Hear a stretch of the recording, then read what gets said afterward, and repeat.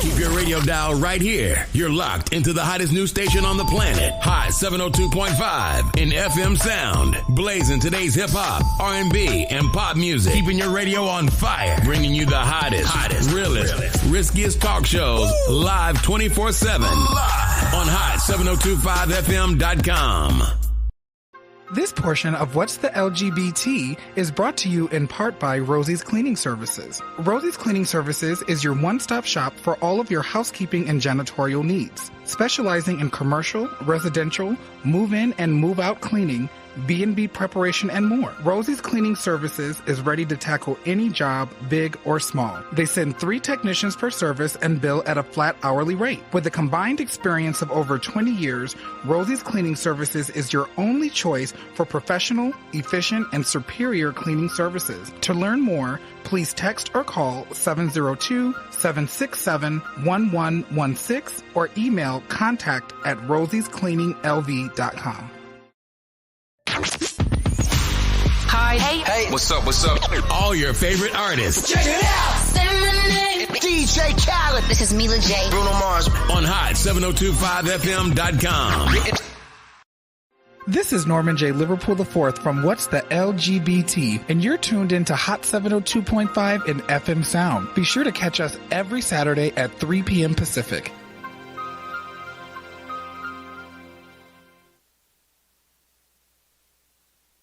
Greetings, everyone. You already know who it is, but in case you forgot, I don't mind giving you a slight reminder. It's your gay best friend, your good Judy, your next door neighbor, your niece, your nephew, your cousin, your gunkle, radio show host, author, all of the things.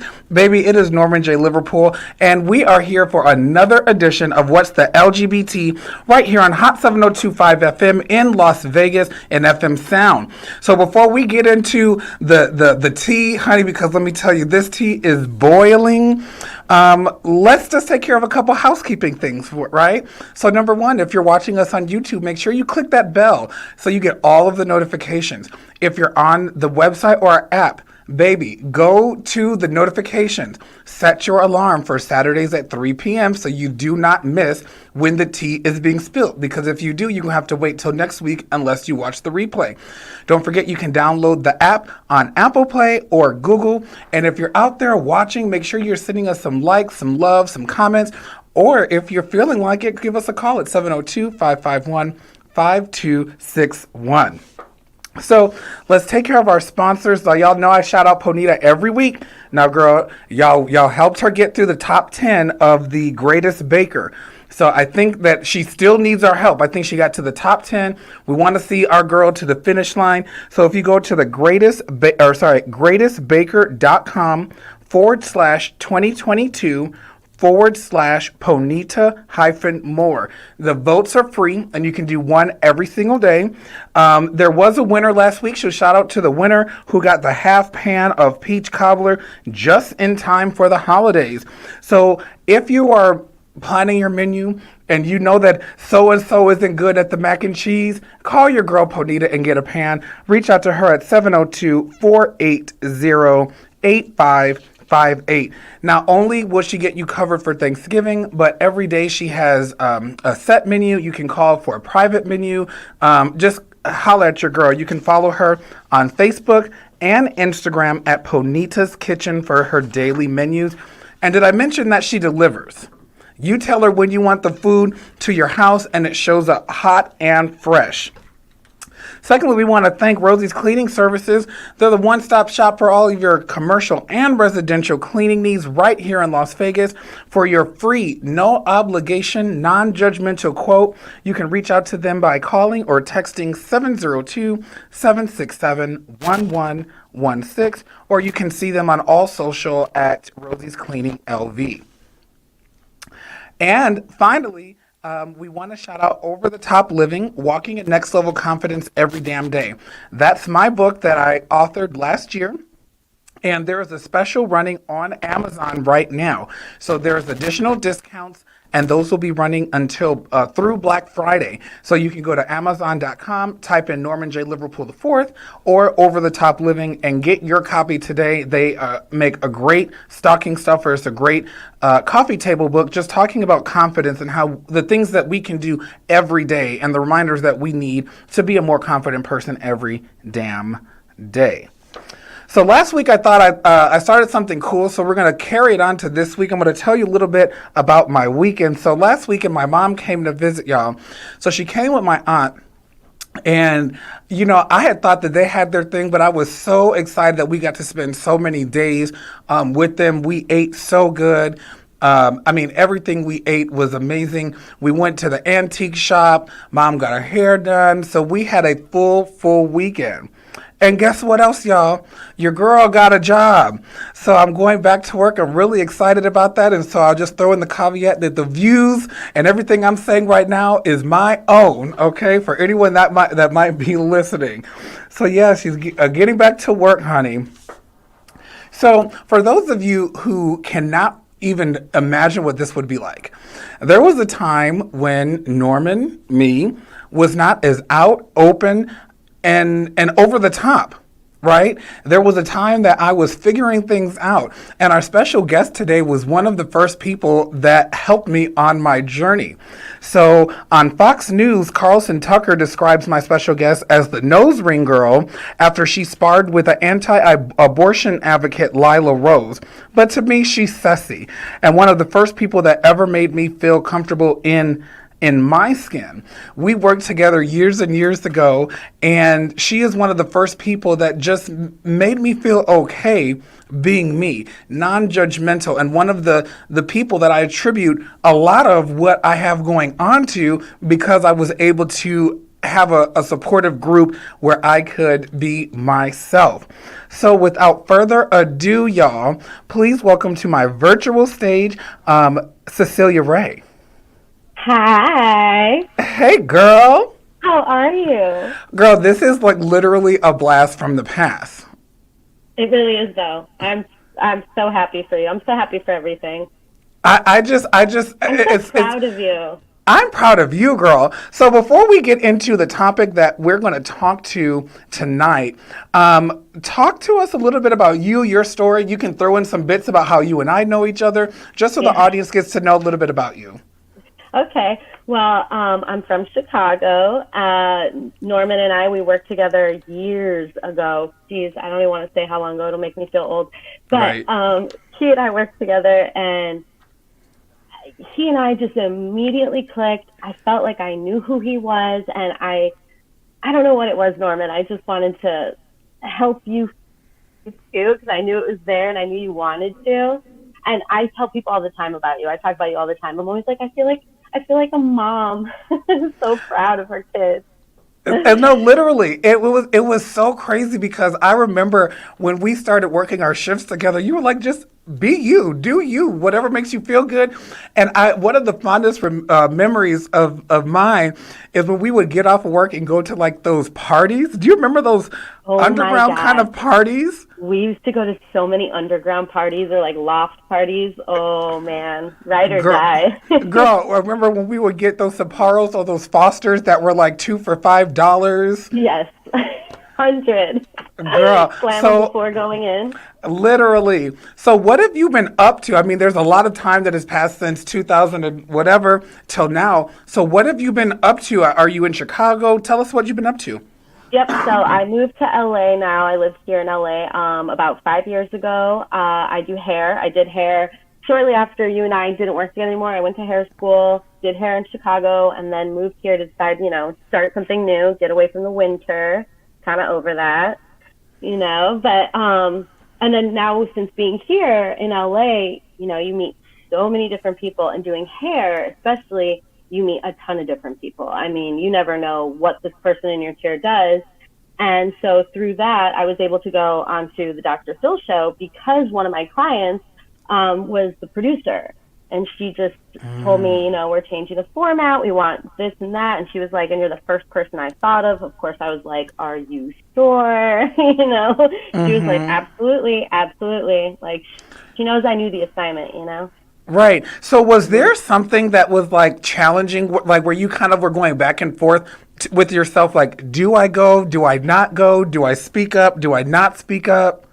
Right. No, not at all, actually. Honestly, when she asked me to, I was like, let's go. Like, I was so excited about it. Because I'm not going to lie, you put me in a room to talk about, if you put me in a room to talk about most things, I'm going to talk about it. But if you put me in a room to talk about Roe v. Wade, I'm going to talk about it. And I'm fine with it.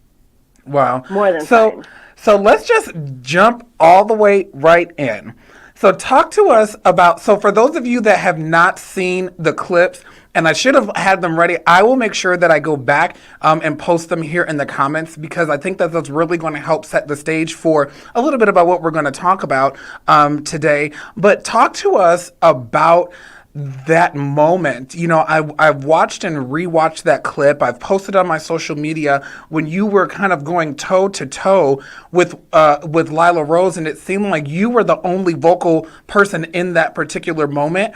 What about that? The topic of abortion and the topic of Roe v. Wade stirred up in you that you just had to say something? Yeah, because listening to her, when we were on the show, we were discussing two specific cases. And one was about a 10-year-old in Ohio who was raped by her father and then had to go to Indiana to have the abortion. And then the other case was a woman, Nancy Davis, in Louisiana. Her child was going to be born with a crania, which means without a skull. And so it would die, minutes after birth, or if not, still while it's in the womb. So to hear her talk about those things and then sit there and tell this is exactly what she said to this woman, Nancy, who was there. She said this to her. She looked at her and said, I can sympathize with you, or I feel for your situation, but your child could have died in the loving arms of their parents instead of at the tools of the abortionist. And it was just like, you're telling this woman that she should watch her kid die. Like, you're telling her your child should be born whether it suffers or not. That is so triggering for me, because you're okay with inducing trauma onto someone else because it will not affect you. Period. She won't feel the result of anything that happens in another woman's life. So how dare you, And I think that the term that really kind of brought this like a slap in my face was carry it to bury it. And I think that that's one of the things one of the ways that you kind of described it. And that was heartbreaking to me because I have people in my family that have had, abortions, whether that was because that was their choice or medically sound. And right. That whole concept of carry it to bury it, that slapped me in the face. Yeah. It's because that's exactly what they want her to do. That's exactly what they're asking her to do. Carry it to bury it. It's insane.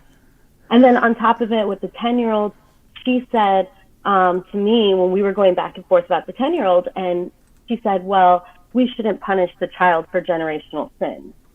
But that is exactly what she's doing, is punishing a 10-year-old child by forcing her to have a baby that's her father's. They are so concerned about the not living as opposed to the actual child that's alive. Right. And what was really interesting is the way that, because I know you from way back, and, I think that we're a little, compared to how we were now, we can kind of, or how we were then, we can kind of compose ourselves and we can, speak a little bit differently. But I have to say that I was so proud of the way that you stood up for what to me was every woman in the world, that you stood up. So before we go on, Ceci, we're going to play a portion of that clip. Now, keep in mind, y'all, that this clip was edited, and Ceci will tell us a little bit about that. But take a look here at this clip. It's really like the year after a woman to have the child. What kind of trauma is the that? Trauma that you're is from the on rape. Somebody? The trauma is from the rape. The child's an innocent party there. The child we isn't don't born take out yet. It's not there.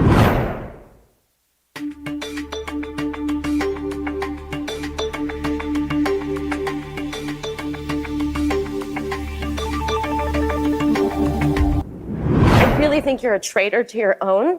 And I will never be able to agree with you. There's nothing you could justify to say that she should have to carry it to bury it. There is nothing you could possibly say to justify that level of lack of empathy. And that's the problem I feel like in this country at the moment. We were founded on the lack of empathy, and we've just kept up with that tradition. If you have no empathy. Abortion is devastating to women's mental health. No one talks about that. The year after a woman has an abortion, it's really like the year after a woman to have the child. What kind of the trauma is from the rape. Somebody? The trauma is from the rape. The child's an innocent party there. The child isn't born yet. It's not there. We should not take out generational sin on a child to say there's generational sin and that dad was an abuser, so the child should be killed. That's not fair to the child. About rights. Wow. And that was just a very, very small clip. One of the things that caught my attention, Ceci, is the emotion in your voice. It was almost as if you were holding back tears. Where did that emotion come from? Yeah, I mean, because earlier before in that clip, I was talking about the 10-year-old. And so when I said to her before that, I said, you know, to hear you talk about a 10-year-old who's been raped, and that's when I said rape. And when I just saying 10-year-old that was raped by her father, like, got to me in that moment, because I'm talking to a woman who thinks that we should punish this kid for it, basically. You know, that's what we're going to do. So, yeah, I was really caught up in that second. But I was like, no, do not reel it in, girl. You're here to, you know, the assignment. You have to, you know, be able to have this discussion and not, you know, fall apart. Right. So but it was hard. And I mean, and what I was a proud kind of friend when I heard the audience applaud you and really kind of rally behind you when you were talking about the lack of empathy. Talk to us and let me preface this by saying, I have Ceci on the show today to provide a platform for her to get her message out. I am a man, so this has nothing to do with me. And I want to preface that, because I feel that a lot of times people, you know, especially men, have so much to say about a woman's body. So I am coming into this as an ally for women and an advocate to provide the space. I'm not, listen, this has nothing to do with me. I believe that it is a woman's choice. And so I want that to be very clear, so that there's no confusion as to where I stand on that. Talk to us a little bit about being face to face with this woman who literally, and you said in one of your clips on your Instagram that you asked her to say, "I am a woman and my body." Tell us about that quote and how all of that came about. Yep. So, you know, during the show while we were filming and stuff, you know, we were going back and forth. Lila Rose, and there's other pro-life woman, Susan Swift, who I will tell you a story about her. But when we were having that discussion, I said, okay, now enough. Simple yes or no. Should the government control your body? Forget everything else. Forget that it's a life for all this other stuff. Forget that, right? Because for me, abortion comes it's at the same level, but almost second to the fact that a group of people lost a right. You know what I mean? Like, it happens to me, my group of people, but it's the first time in history this has ever happened. So it's a very scary time. So that's when I just said, okay, enough of the rest of it. Yes or no, should the government control your body? And nobody on their side would say yes or no. So I said, okay, right now, out loud for me, I need you to say, I am a woman and I do not own my body. I said, say it out loud. And nobody would say it. And I kept yelling at them, say it out loud. And they wouldn't. And so how did that make you feel to be in the presence? Like, you're obviously standing your point, and you know that other person, they're allowed to feel the way that they feel, in my opinion, as long as it does not infringe upon the rights of people who are having children, right, or having to make that choice. But how did it feel to be in the face of that and literally them not respond to the simple question that you asked? It wasn't surprising. You know, I went there in mind that I was going to ask them to do that, because no one will, because nobody will, right? On their side, they'll never say it. And I need to hear them say it, because that's the reality that they're putting us in. So I wasn't shocked at all that they wouldn't say it, because it would almost be, if for them, it would be an acceptance of, yeah, I am number 2 to men, and they don't want to say that, even though that's what they're doing to us. It's hypocritical. I mean, that's what they are, though. They're complete hypocrites. 100%. And how does... You know what? Actually, really quick, the reason I say they're hypocrites, though, so that there's a specific example, is the fact that during the mandated vaccine, which I was not for a mandated vaccine because I'm pro-choice. And I said, ooh, no, I can't tell them to do that because they'll tell me what to do. I think they should have, but I'm not going to tell you that I can't do that, right? If I want to keep my human right, I thought they should have theirs. Foolish me, sticking up for people that, won't do it for me. But the specific case that, I lost my thought. Oh no. About the hypocrite, we were talking about them being hypocritical. Yeah, is that during that mandated vaccine, they were literally yelling, my body, my choice. And here we are, me doing the same thing, and they just can't seem to understand it. And I don't know how they don't get it when they were just in that situation. Except, it will only affect me for the rest of my life. How do you sit with that? How do you sit with the fact that you're saying, okay, I'm telling you, I'm agreeing with you on this hand, and then for the same people or some of the same people to come back at you and say, oh no, just kidding. I just have no words.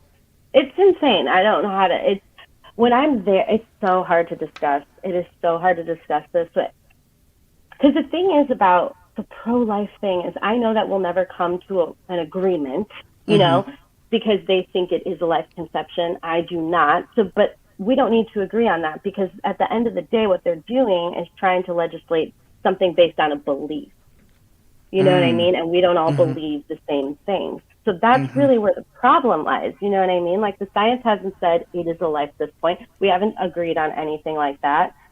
So it just doesn't, no.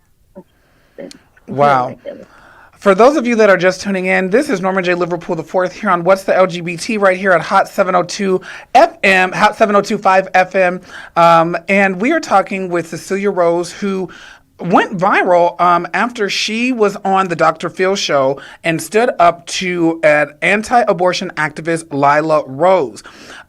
We just played a portion of that clip, and I will make sure that I put the clip in the comments for those of you that want to go back, as well as some clips from Ceci's story. But we're talking about her experience being on the Dr. Phil show, standing up for. I stand up for the rights of people who have to make the decision to carry or not to carry a child, because now in 2022, we understand that can be a cisgendered male. You know, it affects more people than we think. So she has stood up for us and has been attacked. And I want to talk to you about a specific attack that happened on Fox News.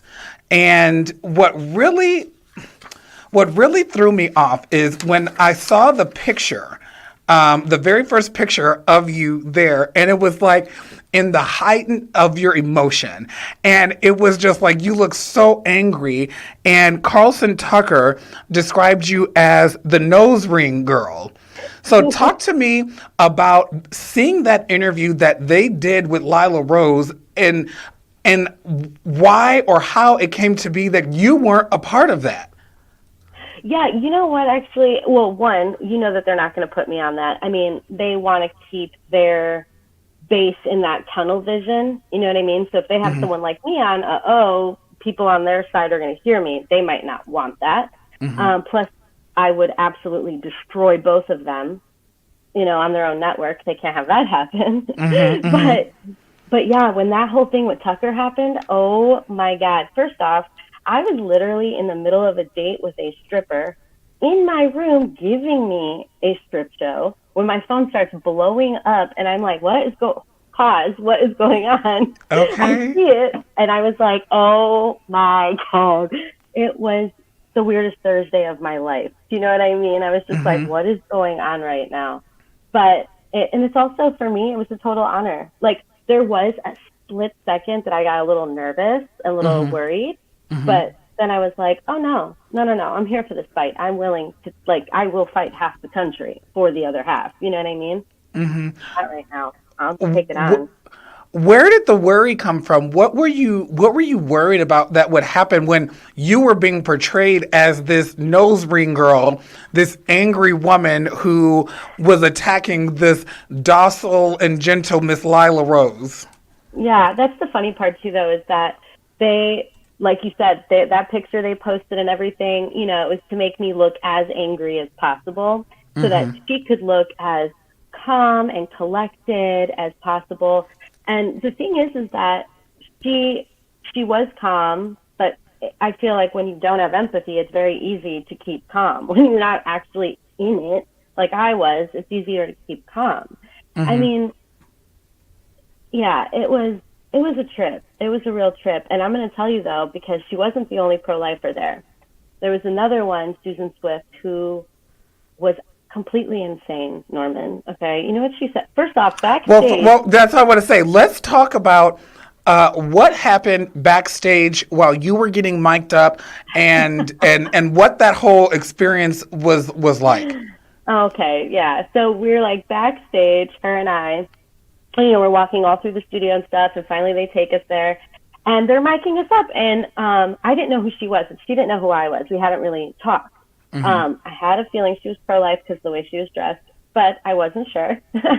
So I then, we're chatting, we're being friendly. They asked us backstage, the producers, to put our masks on. So I did, and she said she didn't have one. So then they said, oh, we'll go get you one. So while they went to get her one, she turns to me, who she doesn't know, and very casually says, you know, I feel like the Chinese should be paying us reparations for this. I immediately, first off, here's the messed up part. My initial immediate reaction was, in my mind, was, oh yeah, you're pro-life. That is like really messed up to have the two be so, you know, easily correlated to one another. That's scary. And then later to find out that she's a civil rights attorney. What? Like, that's scary. You know, but it was really weird the way she said it because it was so casual that this is your normal thought.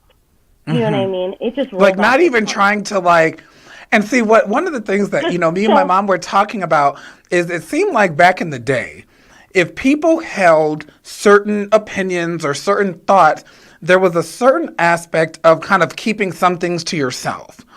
And something that are left unsaid. Right. And I'm not necessarily condoning the thought or that thought process, but there was a certain level of I'm just not going to say anything, especially in what the old folks would call mixed company. Right. And what is so intriguing to me is since, and maybe it would happen before this, but I think personally, like since we went through the era with the person that was in office prior to Biden, I feel that there was a license given to say whatever you want to whomever you want without regard. Yeah, 100%. You're totally right. You're absolutely right about that. I feel the same way. I feel like he gave license to a lot of people to just openly be hateful. It's because, like you said, when we were a mixed company, usually people bit their tongues. But now people are loud and proud about those things. And it's disturbing. You know, it really is. It is. But I also have to say that on the flip side, that is also, well, right. Well, one, we know who they are. And I think that it eliminates a lot of doubt into whom you're dealing with. And so for me, I've, you know, especially going through, you know, the BLM and all of that kind of thing, I was paying very close attention to the people that were closest to me, the people that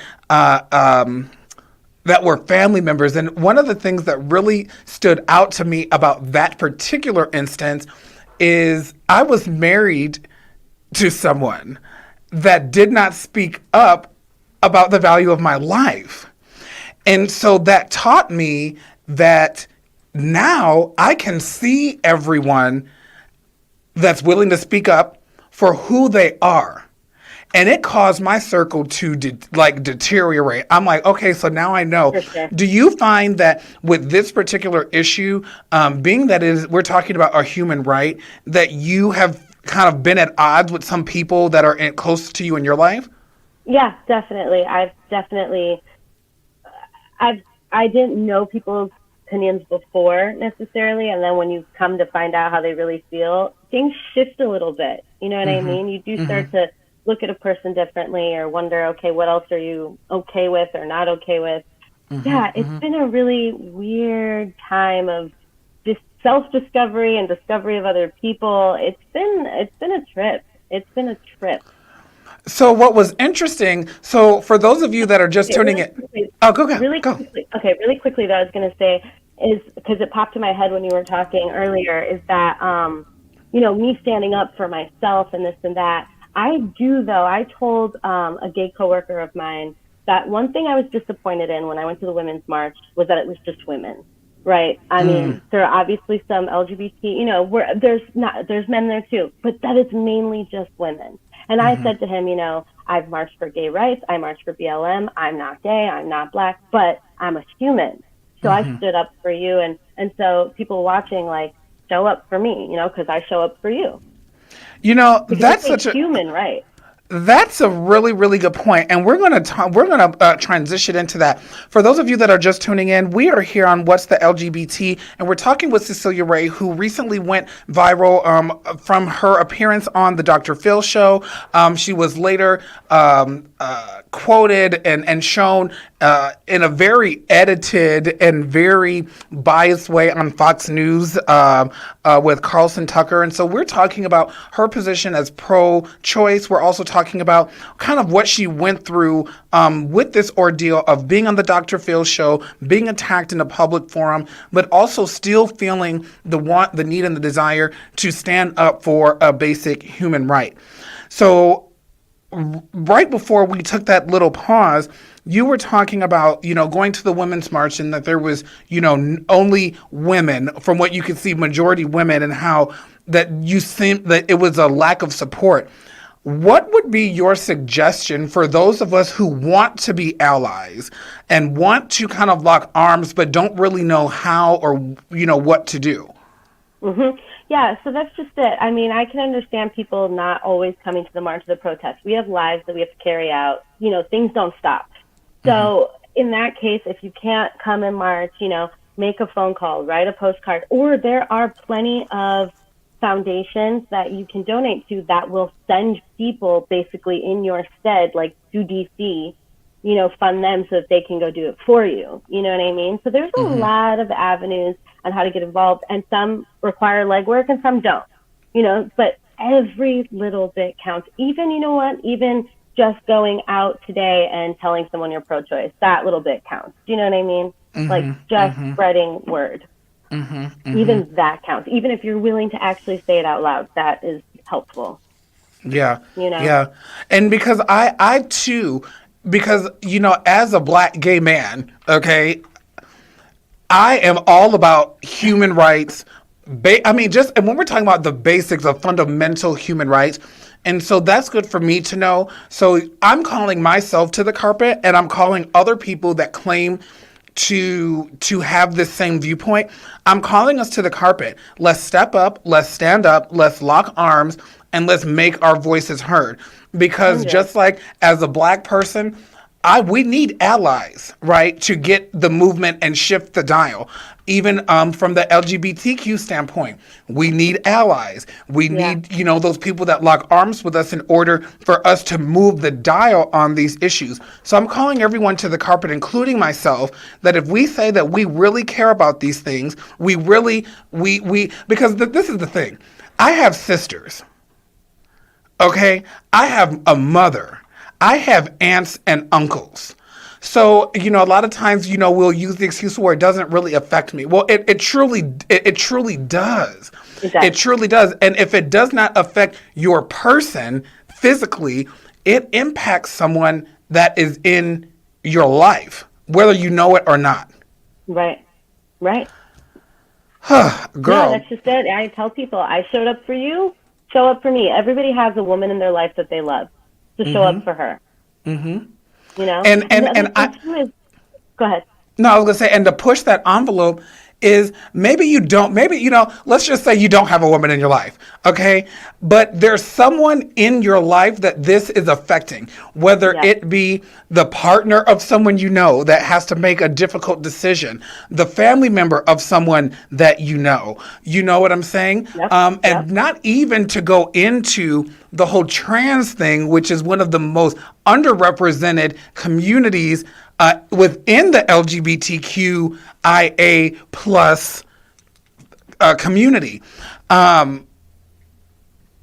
You've called me to the carpet today, and I thank you for that, because it's easy to say I support something. It's easy to say, I'm pro-choice. It's easy to say these things, but are we backing it up? How would someone even know? And that's why I wanted to provide the platform to you today to call us to the carpet, I guess, to say what we're doing has not been working, what we're doing is not enough. And the main things that we can do is vote. And I know so many people don't believe in voting, or they think it's rigged, whatever, but it matters. It matters who's in office, especially local office.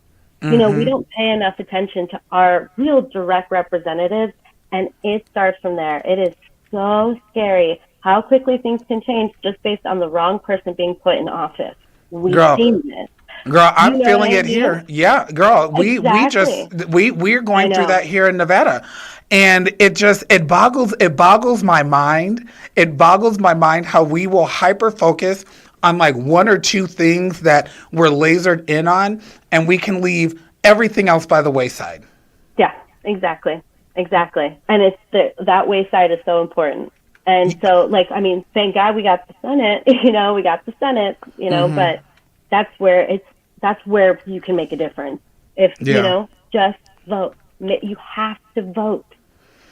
And one of the things that, I've been kind of exploring around this issue, and again, we're talking about the lack of empathy, and we're talking about that.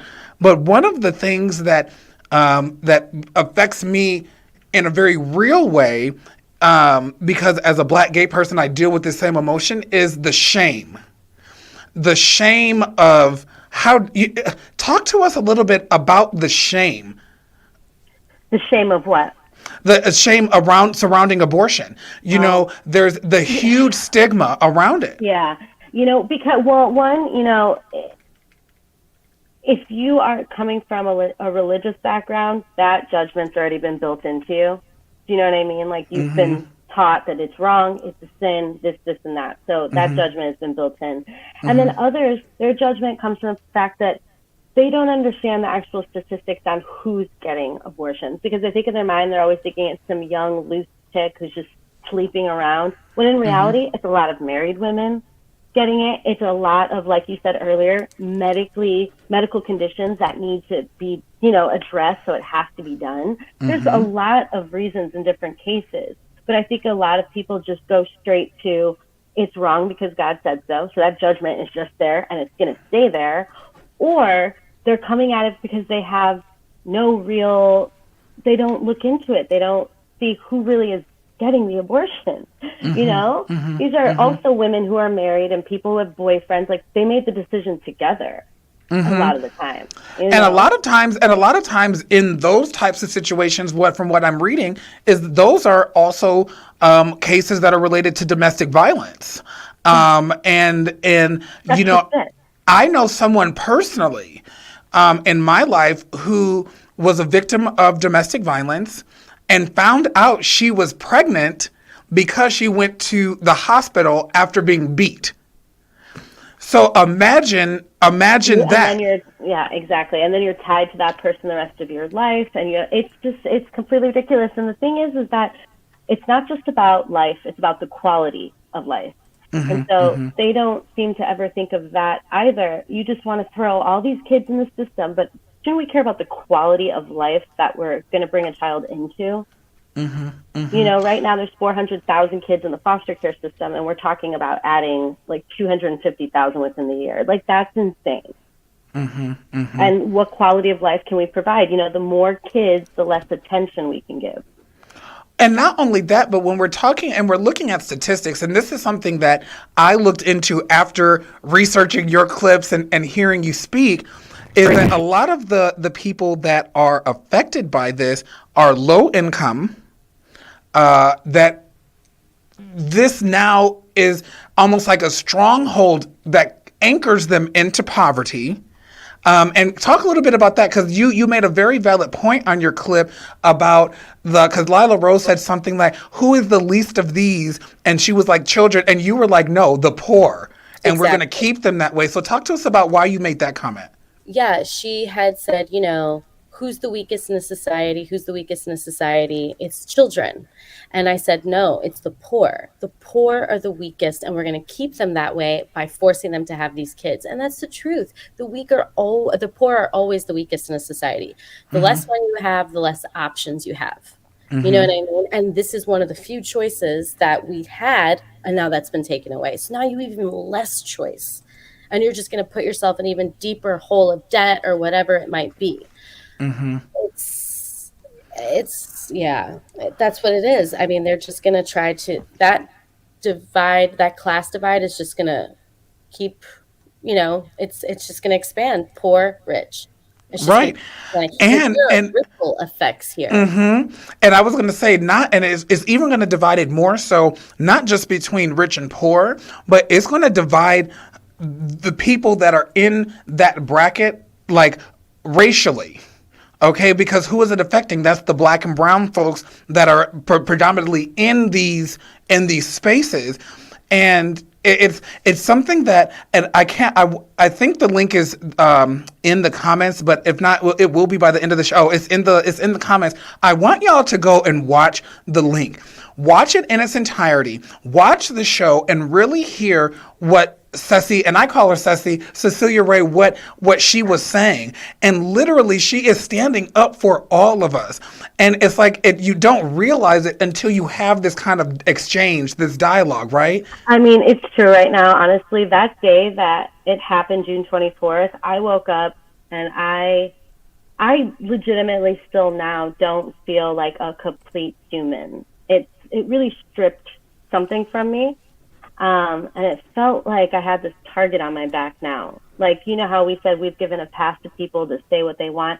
I feel a lot of the times too now, men who already had terrible thoughts, already did terrible things, it almost made it seem like it's okay for them to do those things. Like, I'm definitely now not as much of a human. It really took something. It did. It took something from me. And now I feel like, I think about the generation before us that fought for me, and now I feel like, well, now it's my turn. I have to fight for the young ones behind. You know what I mean? It's not even about me. I'm 35. It's like I would have a kid now. It's not even about me. You know. And that's why this is even so much more important. You're doing this because it's not even about you in this moment. No, it's not at all. No. And just thinking about this, and then we're going to, as we get ready to wind down, I want to just say something, because what you were saying, it reminded me of an episode of Law and Order SVU. And Tell me which one. I've seen them all. Yeah, I am a diehard SVU fan. I watch it every Thursday. I've seen every episode of all 24 seasons. Like, that's my jam.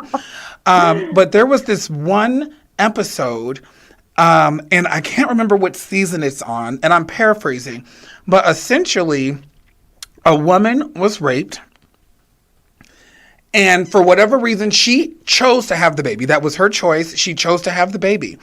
But then the plot twist was that the rapist then petitioned for custodial rights of the child. Yep. And you know that happened in Louisiana, and they gave him custody. That is scary as hell. And that's the world that I feel like I wake up in, where a rapist has more rights than a woman. It is terrifying. It's terrifying. I just, yeah, it's like, it's not even about me. I feel like for the younger generation, for women who are my age, for 20 somethings, like, I just feel like I have to fight for you. For those of you that are just tuning in, honey, you have missed a hell of a last 45 minutes. I encourage you to go back and watch the replay because we are talking here on What's the LGBT with Cecilia Ray about being pro-choice and about standing up for a basic human right that's been stripped. She said that she believes that she has been stripped of a certain level of humanity. She has gone on to say that it's easy to stay calm when there is a lack of empathy.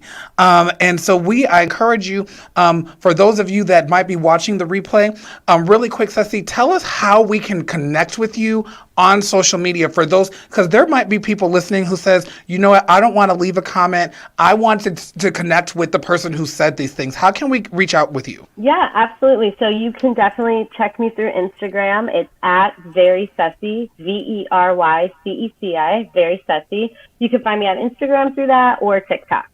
Okay. And I'm on Facebook under Cecilia Ray, and you can also find me under Norman Liverpool the Fourth friends list.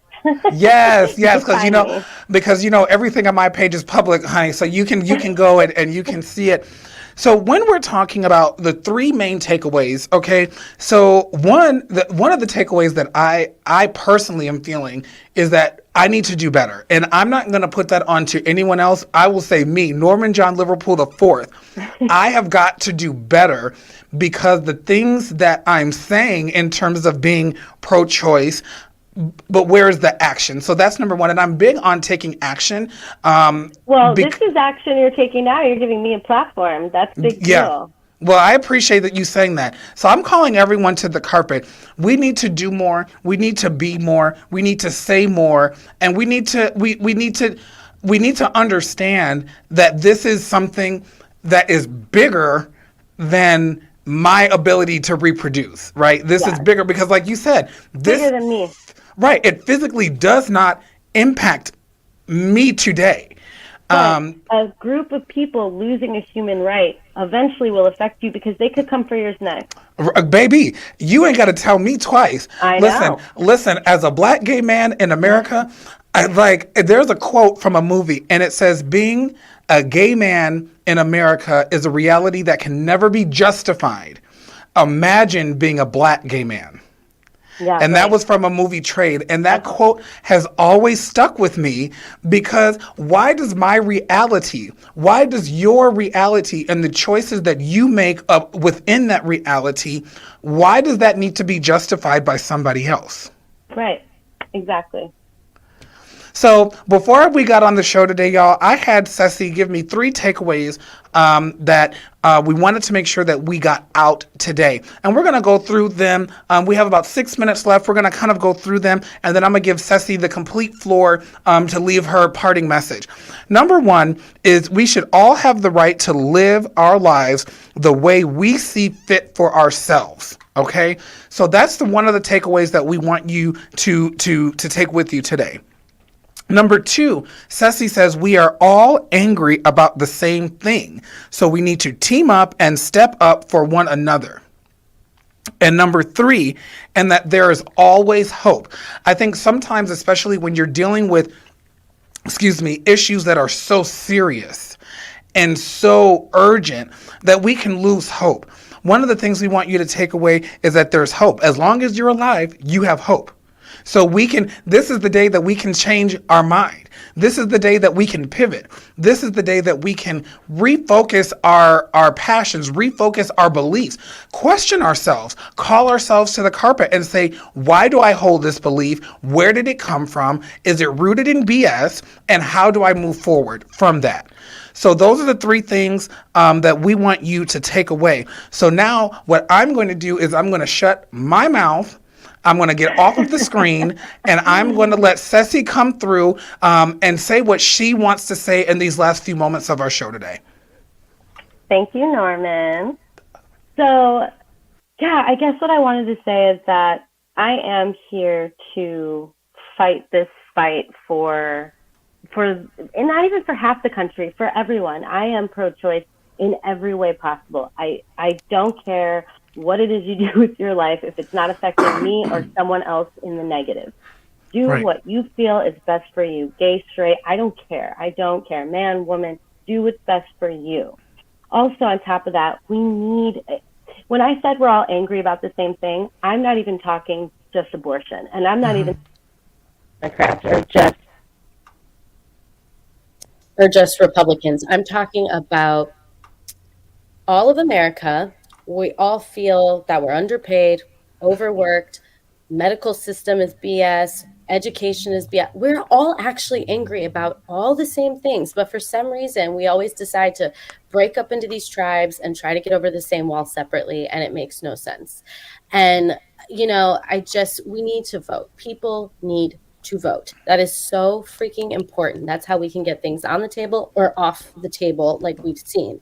So you have to vote. You have to stand up. I mean, that little bit makes the world of difference. And for people who don't believe in voting, or people who, you're pro-choice, but you don't want to do anything about it, you do have to remember the other people in your lives that it will affect, though.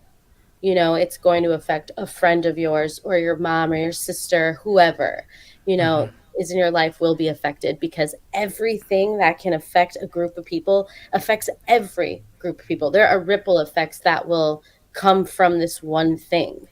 And we're talking ripple effects that will hit us economically, that will hit our planet in the way of climate change, because now we're going to have more people on it. This is going to create a very catastrophic. This is the first time in history a right has been taken away, and people need to wake up and realize that anything is possible, and what you think might not happen can happen. Right. Well, listen, y'all.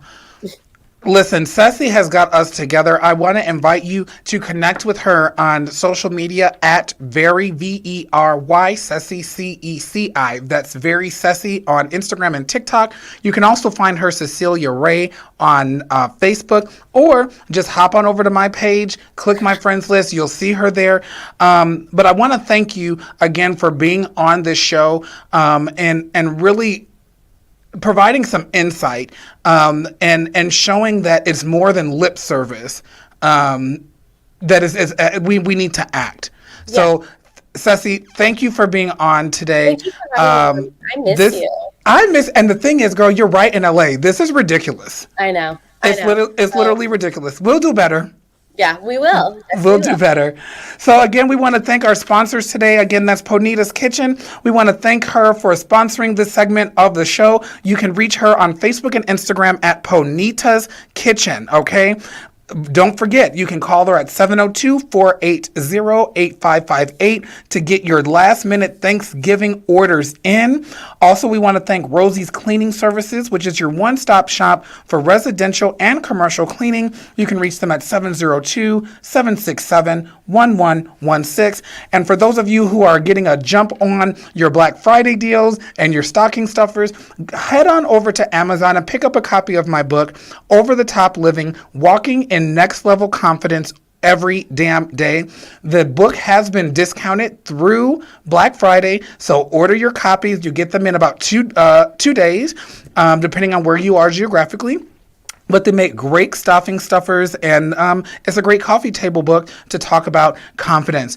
So from all of us here, specifically me, because I'm the one here, at What's the LGBT, I want to wish all of you a happy Thanksgiving, and we will be playing a replay this next week, and we will pick back up the week after Thanksgiving with an all-new episode of What's the LGBT right here on Hot 1025fm.com.